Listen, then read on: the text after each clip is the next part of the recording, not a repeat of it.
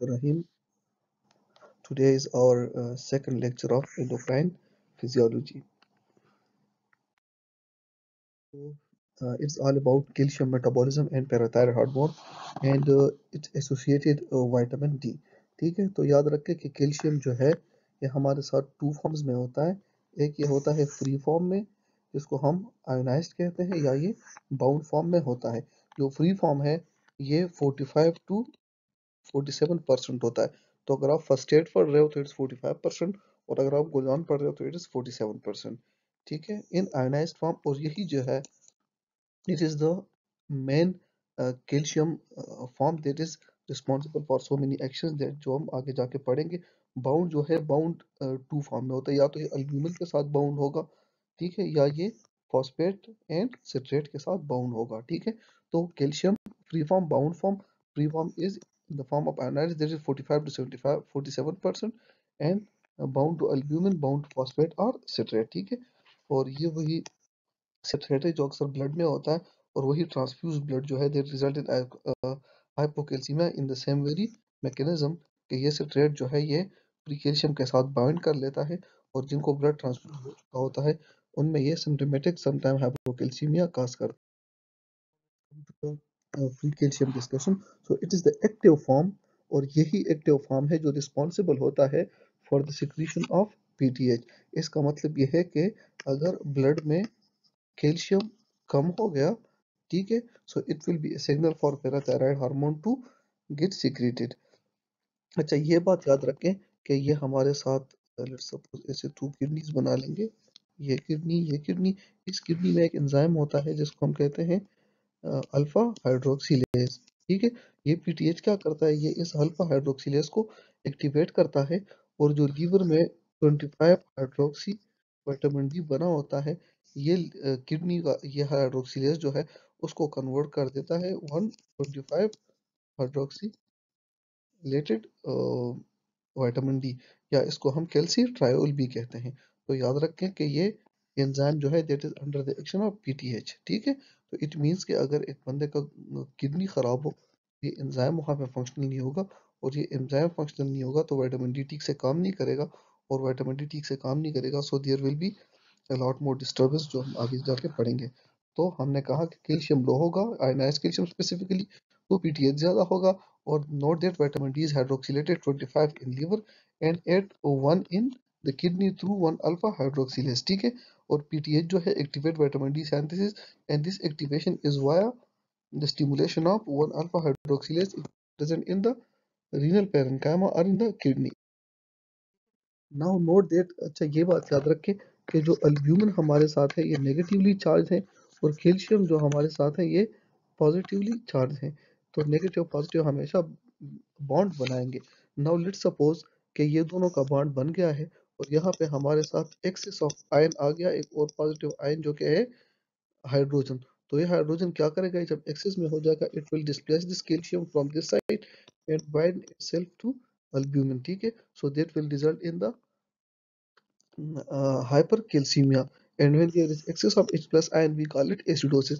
Now think of another condition जब hydroxyl या OH ion बहुत ज्यादा हो जाता है, तो ये OH आयन क्या करेगा कि यहाँ पे जितना भी फ्री कैल्शियम है वो इस नेगेटिव चार्ज पार्टिकल के साथ बाइंड हो जाएगा, और जब इसके साथ बाइंड हो जाएगा there will be low level of the low free calcium ion, so that is why इस कंडीशन को हम अल्कलोसिस कहते हैं। So that is the reason that alkalosis will cause hypocalcemia and acidosis will cause hypercalcemia. So let's study a little bit that albumin is a negatively charged particle and then bind to the positively charged particle that is calcium. ठीक है? So now if there is acidosis, what does that mean? That there will be excess of H plus ions, and that H plus ion will displace calcium and bind itself to the albumin, and that displaced calcium will result in hypercalcemia. And the same is true for alkalosis where there will be excess of OH negative ion, and that OH negative ion will bind to the calcium ion that will result in a hypocalcemia. तो conclusion हमारे साथ क्या हो गया कि acidosis will result in hypercalcemia and alkalosis will result in hypocalcemia. Now we will study the action of PTH, और PTH के साथ हमेशा associated vitamin D3 होगा ये। ठीक है, तो इसका एक्शन हम तीन जगहों पे पढ़ेंगे, इंटेस्टाइन पे, किडनी पे और बोन्स पे। So the first we come to the kidney, और किडनी इसलिए कि यहाँ पे थोड़ा सा सिचुएशन डिफरेंट है। वो डिफरेंट सिचुएशन हम पहले पढ़ लेते हैं and then we proceed further. वो सिचुएशन डिफरेंट ये है कि हर जगह पे ये दोनों मॉलिक्यूल जो है पीटीएच और विटामिन डी थ्री ये इंक्रीजेज द एब्जॉर्प्शन और resorption of the calcium and phosphate. लेकिन किडनी में यह होता है कि याद करें कि हमें पता है कि टीएच भी पी से शुरू होता है और फास्फोरस भी पी से शुरू होता है और पी सिमिलर पार्टिकल है, तो हमें पता है कि सिमिलरली पेल ईच अदर। इसलिए पीटीएच जो है किडनी से फास्फोरस को बाहर फेंकेगा और कैल्शियम को एब्जॉर्ब करेगा and that is how I memorise this stuff. So now let's first come to the vitamin intestine. Intestine में PTH increases the absorption of the calcium mediated through vitamin D3 activation, and we already know that how PTH increases vitamin D3 formation. ठीक है, और ये calcium जो है ये उधर gene activation करेगा और ये कैलबाइंडिन जीन याद रखे ये है कैल्शियम। ठीक है, कैलबाइंडिन D28 के एंड जीन एक्टिवेशन के थ्रू वहां पे कैल्शियम और फास्फोरस दोनों का एब्जॉर्प्शन ज़्यादा करेगा। और याद रखें कि विटामिन डी जो है ये हमेशा चाहेगा कि ब्लड में कैल्शियम और फॉस्फेट दोनों हो। तो ये जहाँ पे भी कैल्शियम और फॉस्फेट देखेगा वो ब्लड को लेके आएगा। ठीक है, तो सिंपल रूल इज कि vitamin D three increases the absorption of calcium and phosphate from the gut. और ये जीन इसलिए मैंने लिखा है कि कभी कभी ये एग्जाम में पूछ लेते हैं। अच्छा, किडनी पे क्या होगा? Kidney once again vitamin D पे आ जाएंगे। तो विटामिन डी हमने कहा था कि क्या करता है, it will increases the reabsorption of the both calcium and phosphate। ठीक है, तो सेम टू सेम। लेकिन पीटीएच का क्या है कि PTH will increase the reabsorption of the calcium but will decrease the reabsorption of the phosphate, and that is why phosphate will be lost in the urine। ठीक है, now let's come to the bones। तो दोनों जो है bone से resorption करेंगे। तो PTH भी चाहेगा कि बोन से कैल्शियम ब्लड में आ जाए और विटामिन डी थ्री भी चाहेगा कि बोन से कैल्शियम ब्लड में आ जाए। तो both will call resorption. Vitamin D के बारे में एक यूनिक फीचर ये याद रखें कि ये लो लेवल्स पे बोन मिनरलाइजेशन करेगा और हाई लेवल पे बोन रिजॉर्प्शन करेगा। ठीक है, now let's come to some important point. PTH का हमने पढ़ा कि increase calcium and decreases phosphate in the blood. और ब्लड में फॉस्फेट डिक्रीज कैसे करता है? Through its renal loss. ठीक है, अदरवाइज जो विटामिन डी थ्री है वो दोनों को ज्यादा तो increase calcium and phosphate in the blood. ठीक है, माइल्ड मैग्नीशियम डिफिशियंसी जो है ये पीटीएच को ज्यादा करेगा और हाइपरकैल्सीमिया काज करेगा, जबकि सीवियर मैग्नीशियम डिफिशियंसी जो है ये पीटीएच को कम करेगा और हाइपोकैल्सीमिया इसका एंड रिजल्ट होगा।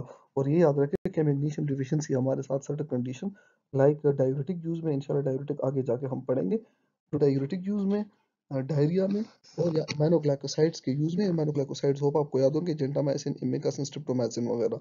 तो उनके यूज की वजह से मैग्नीशियम डिफिशियंसी हो सकती है। Now let's come to the last point, that is posterior pituitary। ठीक है, तो posterior pituitary हमारे साथ दो important वो हैं, एक है ADH और एक है ऑक्सीटोसिन। तो ऑक्सीटोसिन जो है पीरीवेंट्रिकुलर न्यूक्लियस से सिक्रीट होता है। तो पीरीवेंट्रिकुलर को हम कैसे याद करते हैं? हमें कहते हैं कि ऑक्सीटोसिन का मेन एक्शन जो है वो है यूट्रस पे होता है और uterus is a form of ventricle structure. तो ऑक्सीटोसिन पीरीवेंट्रिकुलर न्यूक्लियस से निकलेगा और इसका काम इजेक्शन होता है। तो ये जहाँ पे भी एक्शन करेगा वहां से इजेक्शन करेगा। तो ब्रेस्ट का प्रोडक्ट है मिल्क, तो it will cause the ejection of the breast from the milk. और यूट्रस का प्रोडक्ट जो है that is baby, so it will cause the ejection of the baby from the uterus, i.e. it will cause contraction of the uterus during labor। ठीक है, now let's come to ADH। तो ADH जो है ये सुप्रा optic nucleus से secrete होता है। इसके स्टिमुलेंट्स और इनहिबिटर्स जो है इसके बहुत इंपॉर्टेंट है। तो याद रखें कि most powerful stimulant for ADH is nausea, never forget this point. ठीक है, और इसके अलावा increase serum osmolarity, increase volume और हाइपोग्लाइसीमिया ये भी इसके स्टिमुलेंट है। लेकिन remember the most potent stimulus is nausea. और इनहिबिटर्स जो है इसके वो है alcohol, don't forget it is the major one, exam में they can ask you, and decrease serum osmolarity. ये जो है इसके दो इम्पोर्टेंट रिसेप्टर है, एक है V1 है, एक है V2 है। V1 होता है ब्लड वेसल में। और आप लोगों को अगर हमारे एनाटॉमी का ऑटोनॉमिक नर्वस सिस्टम का लेक्चर याद होगा, तो इसमें जितने भी वन रिसेप्टर होते हैं वो हमेशा कंट्रैक्शन करेंगे। सो it will cause blood contraction and में इंक्रीज द ब्लड प्रेशर। ठीक है, इसलिए इसको वेसोप्रेसिन भी कहते हैं because it presses the vessels. और दूसरे हैं इसके V2 रिसेप्टर्स, जिसकी वजह से ये वाटर एब्जॉर्प्शन करता है। तो याद रखें कि ये हमारे साथ let's suppose distal convoluted tubule है और ये इसमें एक सेल है जिसको हम प्रिंसिपल सेल कहते हैं। तो एक्चुअली एडीएच करता क्या है कि प्रिंसिपल सेल्स में एक्वापोरिन चैनल्स डाल देता है और through this aquaporin channels aquapore means pore and aqua mean water, so through this aquaporin channel it increases the water absorption. So it's enough for this lecture. इंशाल्लाह next हम बहुत important topic पढ़ेंगे that is thyroid hormone. Thank you so much.